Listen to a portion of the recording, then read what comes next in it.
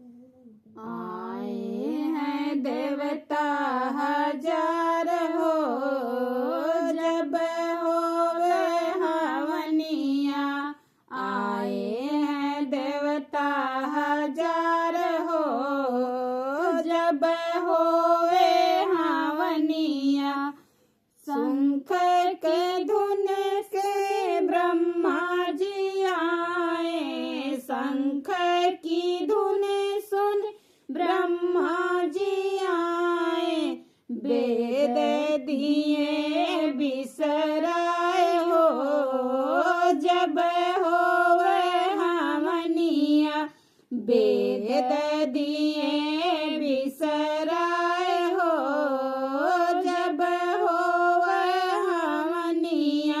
आए हैं देवता हजार हो, जब होवे हवनिया। शंख के ध्वनि से रामा जी आए, शंख की ध्वनि सुन रामा जी आए।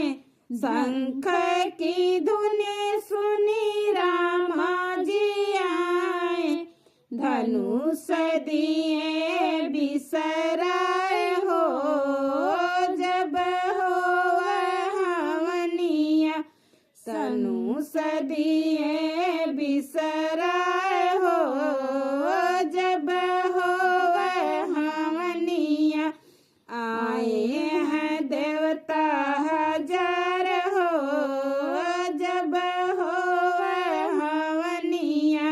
आए हैं देवता हजार हो, जब होवे हवनिया। शंख की धुनि से कृष्णा जी आए, शंख की धुनि सुन कृष्णा जी आए। मुरली लिए बिसराए हो, जब होवे हवनिया। मुरली दिए बिसराए हो, जब होवे हवनिया। आए बनाए परियो। आए हैं देवता हजार हो, जब होवे हवनिया। आए हैं देवता हजार हो, जब होवे हवनिया। शंख की और खांसी आई का? तू तो तुरंत ये तूने मान करल ये ये तुरंत साची बोले टिर टिर हम जल्दी और कहू खांसी सोचे आई नहीं हम अकेले गाई नहीं, हम जल्दी फिर खांसी आई, मुँह बाइल गए ना। काट दे फिर से गाओ। नहीं बनाए बटले बस। अब की भोले जी यहाँ से गाओ। शंख की धुन सुन भोले जी है।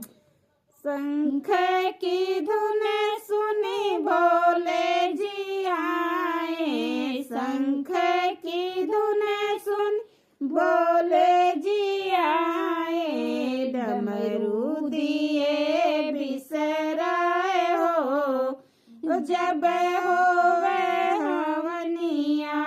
डमरू दिए बिसराए हो, जब होवे हवनिया।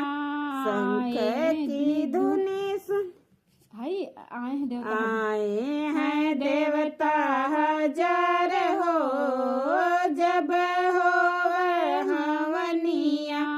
आए हैं देवता हजार हो, जब होवे हवनिया।